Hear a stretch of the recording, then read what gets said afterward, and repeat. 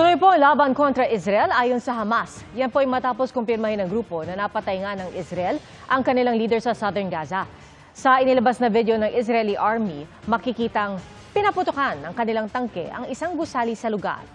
Ilang minuto bago yan, nakita pa sa drone video si Yahya Sinwar na lumalaban bago siya napatay. Si Sinwar ang sinasabing utak ng pag-atake ng Hamas sa Israel noong October 7, 2023 na nagbunsod ng mahigit isang taon ng giyera sa Gaza. Sa pagkamatay ni Sinwar, umaasa ang Amerika at ilang bansa na magwawakas na ang bakbakan. Pero para sa Israel, hindi rito nagtatapos ang giyera, lalo't hindi pa pinapakawalan ang mga kababayan nilang bihag ng Hamas. Sabi naman ng Hamas, hindi nila pakakawalan ang mga hostage hanggat hindi tumitigil ang Israel sa pag-atake sa Gaza at hindi pinapalaya ang mga bilanggo nila.